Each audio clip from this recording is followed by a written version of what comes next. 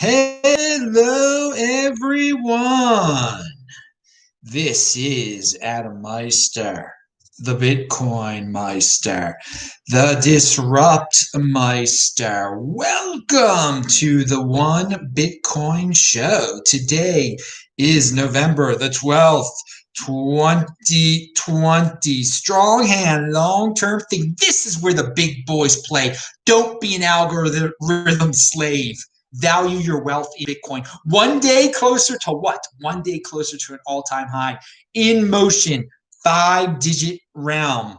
I am offended by selling. I'm especially offended by selling at this when the Bitcoin price is doing what it's doing, you fiat freaks. Hello, my elite friends. How are all of you?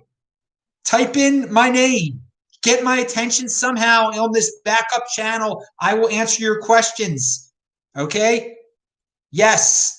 We're on the backup channel. Maybe you're watching this on the taped, hopefully on the real channel. We've had issues with YouTube. I'm working on them, but hey, don't have that much time to worry about that stuff. Hey, if you're not some algorithm slave, you're able to find the freaking video, okay? So pound that like button, ask the questions, get my attention somehow. I got my eye over there. And let's jump. Oh, This Week in Bitcoin is tomorrow at 2 p.m. New York time. That's 11 a.m. in Los Angeles tomorrow, Friday. It's going to be a unique beast kind of a day, right? Be a freaking unique beast. Here's something from a former guest, and Dennis will return. Dennis is a dude who's in motion. He says, can you imagine buying 30,000 Satoshis today and that being someone's salary in the next 10 to 15 years? This is how you should treat each Satoshi today. You are building your reserve for the future, for your future employees. Respect the money. I just added that last part. But yeah, that is a good way of looking at it. 30,000, people think I got to hire some dude for 30,000 a year, $30,000 a year. No, think of it as 30,000 Satoshis a year. You get that $30,000 now, 30,000 Satoshi now, excuse me. And maybe in 15 years, that's you're going to be paying your maid that much money, okay? Your butler that freaking much money. And that'll be a proper compensation in 15 years for your butler, 30,000 Satoshis. You don't know. That's why you have a strong hand. And you don't do something impulsive like, oh, it's worth over $16,000 now. Better go buy a Camaro. All right. Now, there's some of you that do that. Now, I see a question. Hey, also, retweet this show, people. I just put it out there for you. Taval's got a question. Oh, what is it here? When Bitcoin is actually in the millions, well, that's 7-digit realm. Come on, man. You're getting ahead of yourself. One step at a time. Okay, when Bitcoin is in the 7-digit realm, do you think you and other people prominent in the space will regret being so visible? Yeah, some people will. Yes, some people will. I won't. God willing. And you say security reasons. Yeah, so some people will. I mean, some people have done. Some people, yeah. I mean, you should when it gets. We'll worry about it when it happens. Okay. If we're living in a world where there are people that are famous enough through Bitcoin, and they have made it clearly obvious that they have a lot of Bitcoin, and that bad people now understand the proper way to, unfortunately, try and take that Bitcoin. Well, then, yeah, I mean, we'll be definitely living in a valuable world of Bitcoin. Will be worth a lot fiat wise then. So yeah, I would say it would have to be in the 7-digit realm when we get to that point. So I don't like to think about nasty things like that. Obviously, I'm just a poor guy with not much Bitcoin out there. Not very noticeable, not very prominent. But yeah, I think there's some dudes that be. Some of these dudes that, I don't know if they really exist or not, but some guys that had maybe, you know what the worst will be? The guys who have pretended to be rich and are driving Lambos, and Bitcoin is worth, it's in the 7-digit realm, and some Russian dude tries to, some Russian criminal organization targets them because they think they got a lot of BTC. They corner the freaking Lambo, and then the guy's like, dude, I'm just living a lie. Why are you doing this? And he's telling the truth. He's living a lie. Yeah, that would be the worst situation to be in. Okay, so let's go back to the very good question there. You made me go off on a rant, but let's get to yeah. So just because someone's got a Lambo and yeah, a lot of people don't get that here on YouTube. They like, why don't you have a good camera? Why do you wear T-shirts? I mean, you must not know much about Bitcoin if you don't have a Lambo. I mean that's what most people. It's just very. Some people are just very visual 80%ers. They need. They won't believe it unless they see like excess and stuff. Okay, I mean they don't get the whole point of long-term thinking at all. At all, those type of people. All right, let's go back to the show though. Play this at 2x to skip things like. Thank you for the question. So yeah, another day, another 2020 high, $16,000. Okay, one day closer to a freaking all-time high.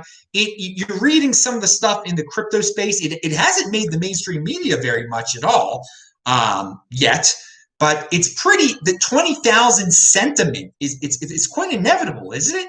You get the set. People are mentioning $20,000, and it feels, and then you want facts over feelings, but definitely you got to say in the space there are a lot of bullish people. They're not people talking about dumping their Bitcoin, and it's that 20K number it's out there now. Now, when we get to 20K, I'm sure there are going to be some impulsive people that will dump.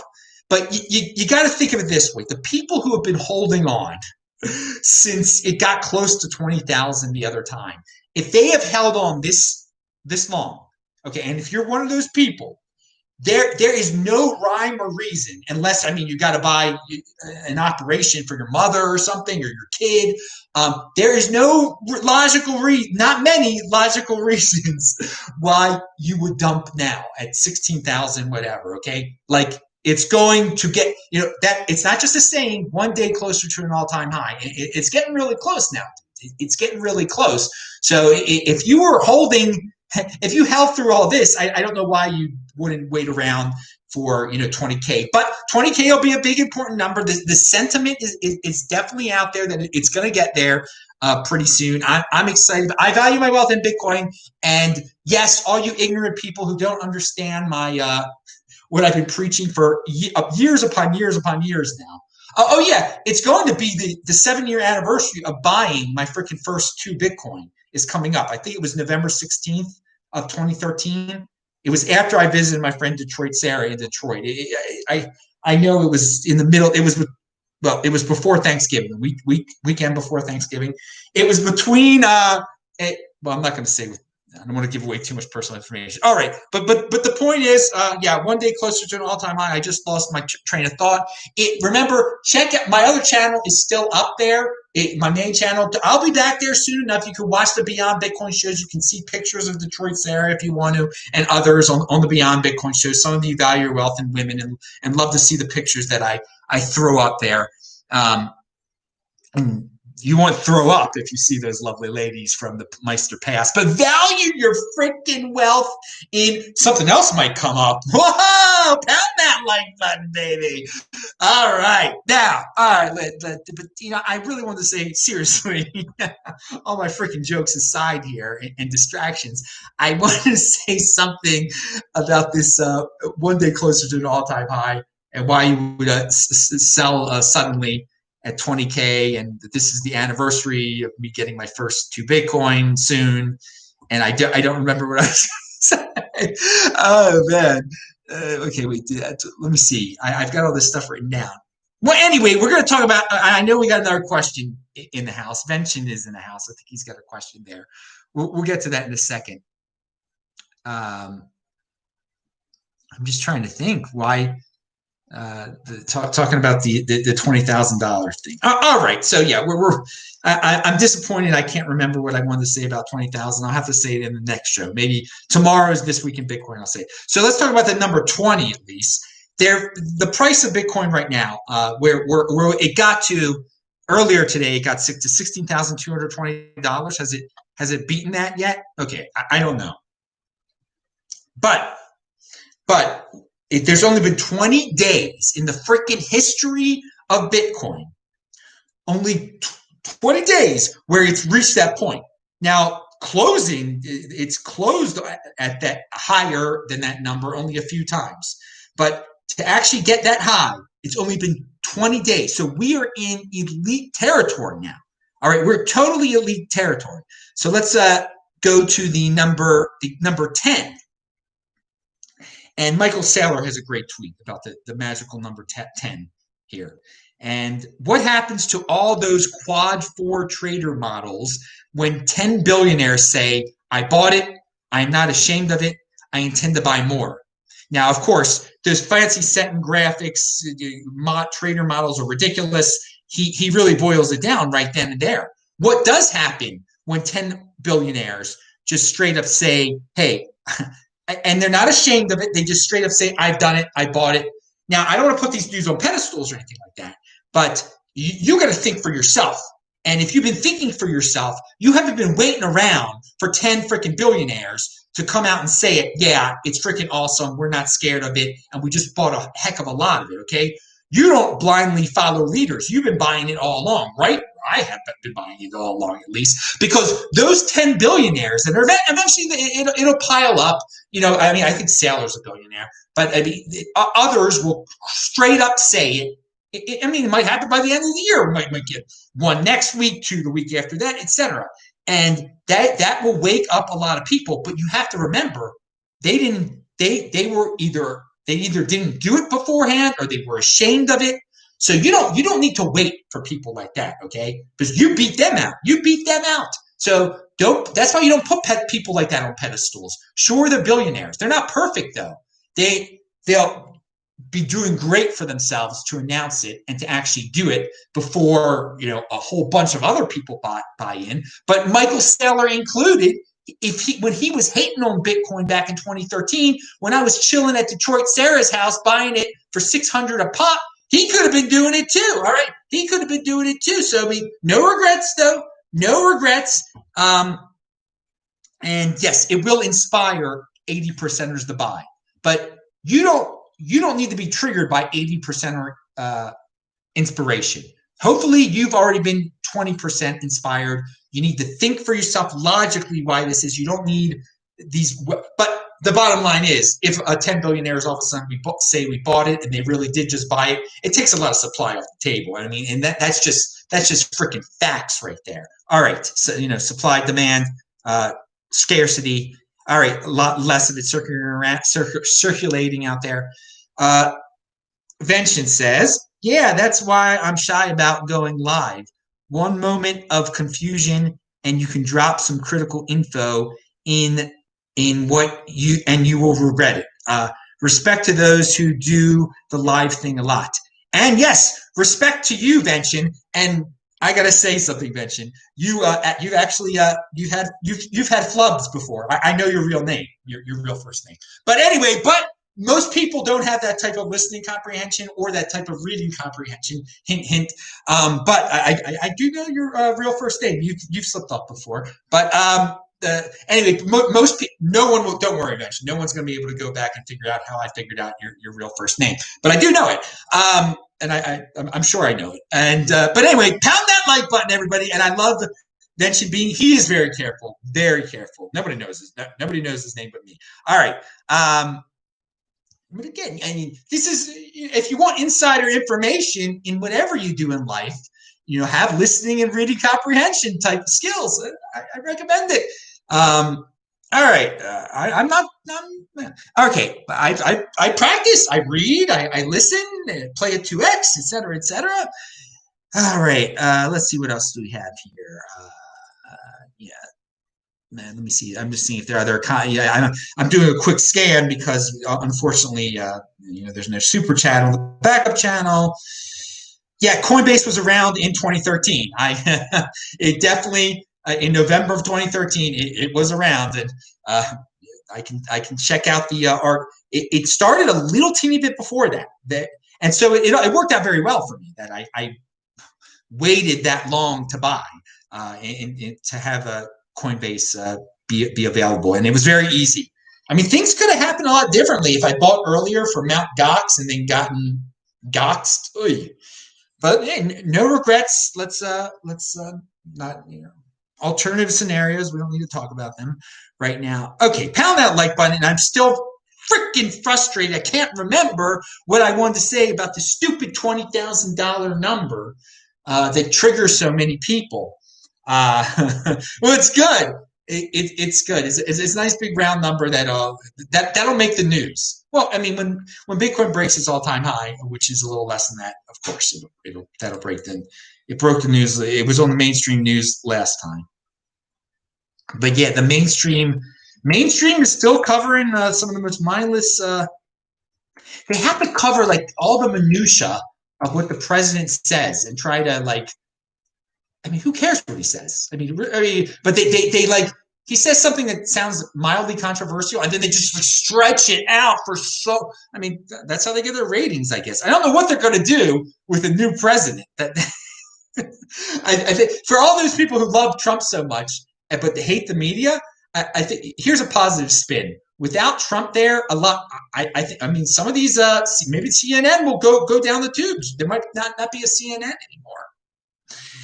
Okay, and the other thing, I left off part of Michael Saylor's quote there. He said, Bitcoin is not an information network like Google or a social network like Facebook. It is a monetary network. Let that sink in. Dude, I let that sink in a long time ago. But if you haven't yet, let that sink in. So PayPal, which is getting the normies in there, all right, and this is something about $20,000 right now. I'm talking about the $20,000 sentiment. They feel it's going to be there soon. We are pleased to announce that starting today, all of our eligible U.S. customers can now buy, hold, and sell cryptocurrency directly from their PayPal accounts. Okay, are they going to really hold it there? Yeah. Okay. We've also increased our weekly purchase limit to 20,000. So I mean, just like last week, before they were even fully operational, they increased it from 10,000 to 15,000. And well, it was in that because Bitcoin was approaching $15,000. So I think straight up, they understand the desire of some of the people out there to buy one Bitcoin. Okay, so they want to have that option out there. But if they only have a $15,000 limit, if that's the limit, then no one will be able to buy one Bitcoin at once. So they want it an easy. That's why they got it to 20,000 because they think that for the time being, at least, if it's Bitcoin's price is below that, plenty of people will be able to buy one Bitcoin for 16,000, 17,000, 18,000, 15, 12,000, whatever it's going to be.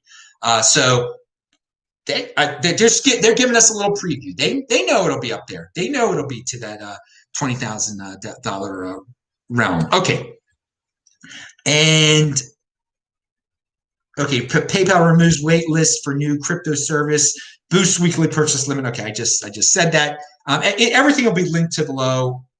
After I just looked what time it was. It's what is it here? It's 2:50 here. I always have to know what time it is in Baltimore. My laptop is on Baltimore time, so I never can really fully tell what time it is wherever I am because there's always a part of me that is on East Coast time.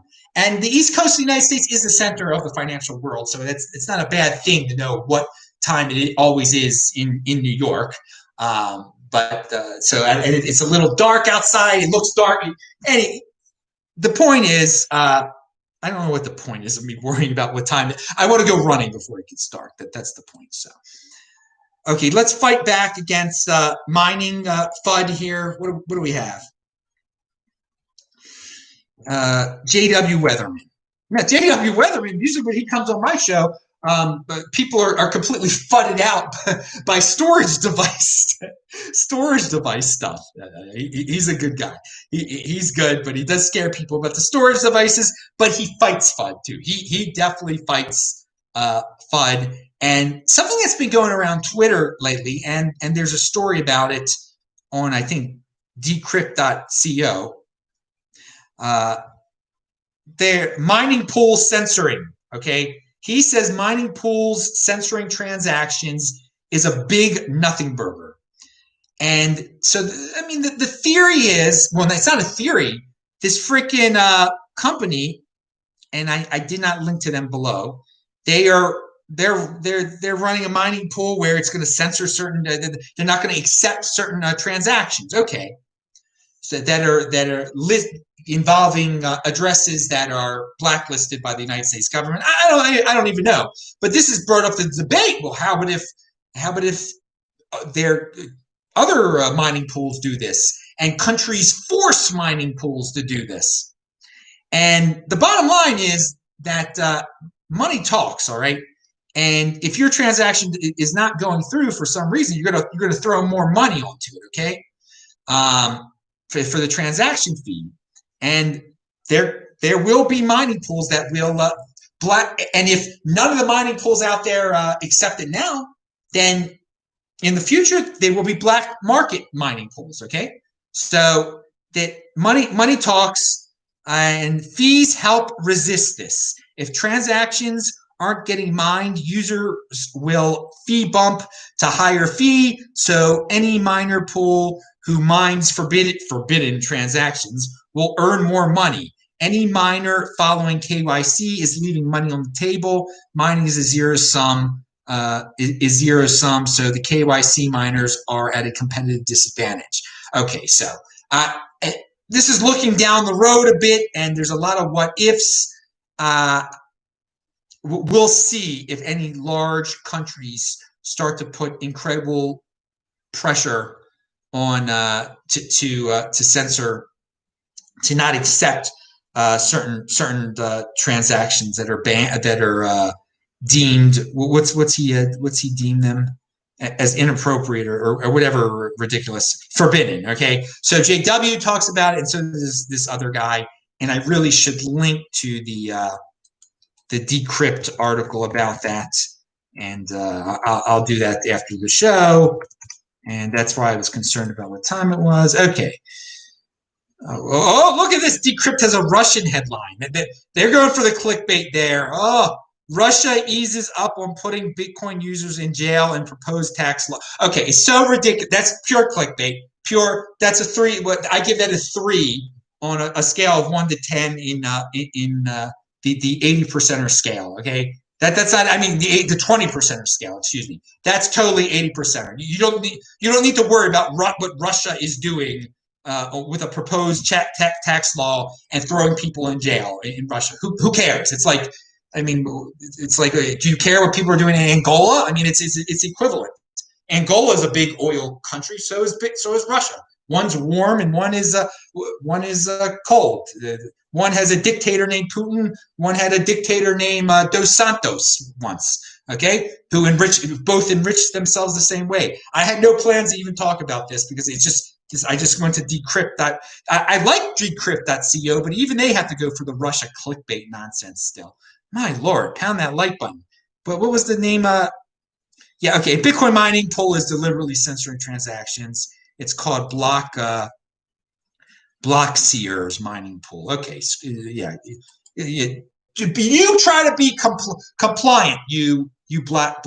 I have full confidence in the black market, baby. Full confidence in the black market. All right, we got people saying all sorts of stuff here. Good. I don't know if there are any questions though. I'm just trying to go through it. Gox gave me the creeps, says Vention. Yeah, that's good. It's good that they did, because you know what happened. And it gave me the creeps because I was like, I'm not going to send a freaking money order. Like, that turned me off to Bitcoin originally. I knew about it. The Shemitah guy kept talking about it. And I heard you had to do a money order. And that just, I was like, and there was no way I'm sending a money order to Japan. Like, that was it. That was... I wasn't going to that freaking level there. All right, now let's go to the next subject matter at hand. What do we have here? I'm still pissed. I'm still frustrated. I feel like I still have something to say about $20,000 that I just can't think of. All right, here's and Mick Carter has got a great chart for all you crypto dividend fans out there, and it's just a reminder: don't buy something you get for free. Okay, so when we get these crypto dividends through the fork and the airdrop process, well, he's specifically addressing forked crypto dividends. You don't who the heck in their right mind would buy it? Well, some of the people who buy it at least with Bcash and BSV, are the dudes that are trying to pump it. And I mean, we've always speculated about, God, man, why is the price of Bcash pumping? Why is the price of BSV pumping? There have been some times that it have been pumped, but there are major players behind that too, whether it be there and what's his face in China. I can't remember his Rocket Woo. I stopped calling them those names because they're not important anymore. So why give them little nicknames anymore? Just call them by their real freaking names. They don't really play a role in the Bitcoin space at all. But the point is, forks concentrate supply. Most people sell fork coins. I like that. A handful of large buyers scoop them up. Clear empirical evidence. Historically, chain splits like BCH and BSV have led to a substantial increase in ownership centralization. Bitcoin's supply equality ratio continued to grow after SegWit, but all of its forks became more centralized. So what happened? Since the major, the Bcash was the major unfriendly crypto dividend that came out of Bitcoin. Since that occurred, a lot of people received their free BCH, but a lot of people dumped it to a point where centralized buyers, they were the only ones buying it up. It wasn't individuals. Now, at first with BCH, it was sad for them, real sad for them. But BSV shows the same pattern. You can see the graph below that over time, it's just a few buyers. No one's buying this stuff. The only people buying it are these guys that already own a lot of it. Who could that be? But Bitcoin, since 2017, we're getting more and more, more newbies are jumping into Bitcoin, more and more. But there's some smart oldies that keep on increasing their honeypot or whatever you want to say, their stash. And it's always great to increase your Bitcoin stash by getting rid of those free crypto dividends and letting some ridiculous millionaire in China or Japan buy them, or in the Caribbean, wherever they may be, whoever I may be talking about. So let's see. Oh yeah, Ray Dalio. Let's talk about Ray Dalio. Now, again, we don't pedestal people like this. I don't want to analyze the whole Ray Dalio thing very much here. I'm going to make it real simple. Barry Silbert makes it real simple. Because Ray Dalio ripped on Bitcoin, great, you can rip on Bitcoin. But Ray Dalio's fund, Bridgewater Pure Alpha 2 fund, is down 18% on the year. Bitcoin is up 115% on the year. Pound that like button. And, okay. And by the way, we're at 65.2% Bitcoin dominance. Okay, that's high. And some people out there, it's inevitable. They are going to dump Bitcoin for alts. So we're at a high Bitcoin dominance, but some people see that, they're like, oh, now's the time to buy alts. Now's the time to buy. All right. Just remember, Bitcoin is the catalyst for when these altcoins pump, and these altcoins would not exist without Bitcoin. So just stick with the real thing. Don't try to get pretty with the whole. Don't get the, don't try to be a genius here and say, oh, I'll get the Litecoin now because Bitcoin's at 65.2%. Keep it simple. All right, Taval says, I bet King of the Trolls is on these lives more than you think. I don't know. He's chimed in before. He has appeared. He has appeared in the comments, and I think he's appeared live. He's been on my show before too. You can check out the archives. All right, let's see. Hey, the Shemitah is real. It will happen anytime now, says Venture. Don't hold your breath, Venture. Yeah, I mean, that was 2016. That was 2016. He was predicting that in. I believe it was 20. I mean, it's so long now. I can't remember when Shemitah was predicting the Shemitah based on his quote unquote biblical knowledge. He had no biblical knowledge. He read a passage in the Bible, and then he made a good viral video. I mean, he convinced a lot of suckers to give him money. So all right, let's see what else we got here. We got all sorts of people Yeah, you definitely got to put in a proud Zionist Jew to get my attention there. Definitely. Okay, but then thank you for the people that are asking questions like that and doing. Oh yeah, here we go. Uh, to Froggy 404 says, what things were different in the Bitcoin space the last time it was at this price? Oh, dude, the legitimacy factor in the mainstream. I mean, you couldn't buy it. You couldn't buy it on PayPal. You didn't have the Michael Saylors of the world. The people who were pumping it were all just Bitcoiners. The people who were just talking about it were totally from the Bitcoin space. There was no one that had entered our space from the mainstream financial world that was like real of the stature of Saylor. But it's so much. More well known, so much like it was. I don't want to use the word. We were talking about black market before. It was way skewing toward the black market back then. Then it's just so much more acceptable now. So mainstream is the world, so it's word. So that's a big difference. And the reg there's legitimate. There were not really legitimate trading platforms even then. Well, legitimate defined by the government. So that doesn't define legitimacy for me, but it's easier to get. There are many more sources for it. Yeah, it's just and last time around there was still always in the back of people's head the going to zero stuff. Maybe that probably was completely eliminated at the start of it. But now, we have a blueprint now. We have more of a blueprint, and my Lord, there's so much more technical. There's so many more reasons out there why it's going to do well based on technical stuff. And I don't agree. We didn't have the Plan B chart back then. And for me, my reasons are still the same exact reasons, okay? But you got to hand it to all the new people that have come into the space. There's a lot of new reasons, and there's a lot of people doing a lot more different things with Bitcoin. There weren't as many marketing people around.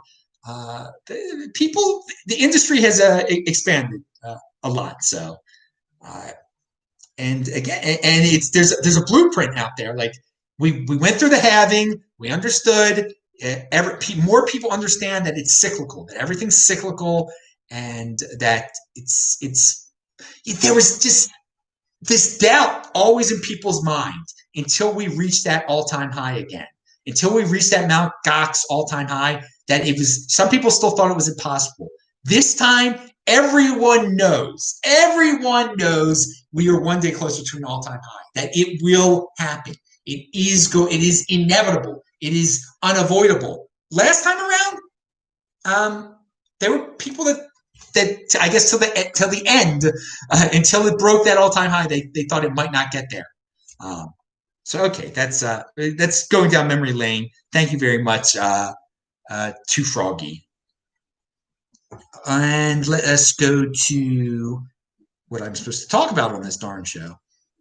Hey, by the way, if you want, okay, I was supposed to say. Well, I don't need to say that. All right, we talked about the. So this time around, I expect there to be even more scammy nonsense, semi-scammy, shady nonsense. We haven't hit that yet, dude, but we will. And I saw an advertisement. I don't know. I was watching some cryptocurrency video, or maybe it was the point is YouTube served me a ridiculous freaking advertisement. And I'm not going to link. Well, I am going to link to the guy. He was bragging about tokens that this time around, soon you're going to get a 50,000% return on the hottest tokens. Says this guy named Bryce, who says he's the most popular crypto podcast person around. That's what he says. And he doesn't have very many followers on Twitter, but he said, okay. I have to believe him. That's the logic of the 80%. If Bryce says if you buy his book or go to his classes that you're going to get 50,000 returns, and he's the biggest podcaster in crypto, then he better do it. But it's a bullish sign that guys like Bryce are out there paying for advertisements on YouTube. And they can do that, and plenty of people will fall for it. So, but just wanted, maybe other guys out there have seen these advertisements. I'm starting to see more. It's a bullish sign when dudes like that are talking about 50,000% returns on tokens. Don't fall for it. Stay with the tried and true Bitcoin. Follow me on lbry.tv at Bitcoin Meister.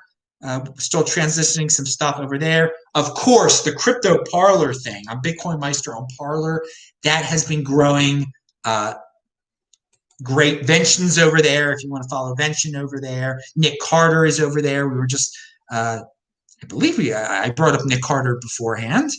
I better have brought it. Oh yeah, because Nick Carter was talking about the chart showing that the BCH and BSV is like flowing to like the same people over and over again. The same guys trying to pump up the price or whatever it may be.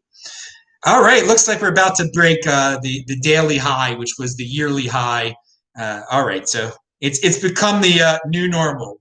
Another day, another fiat freak high. I am Adam Meister, the Bitcoin Meister, Disrupt Meister. Remember, subscribe to the backup channel, which you're watching me live on right now. Subscribe to the real channel, Bitcoin Meister, that you're watching it taped and laughing about 5-digit realm and stuff because you're living in the future where it's in the 6-digit realm or something. Okay, that's it. Thanks, everybody. I will see you guys later. Bye-bye. Yeah, tomorrow, 2 p.m. Eastern Time, This Week in Bitcoin. See ya.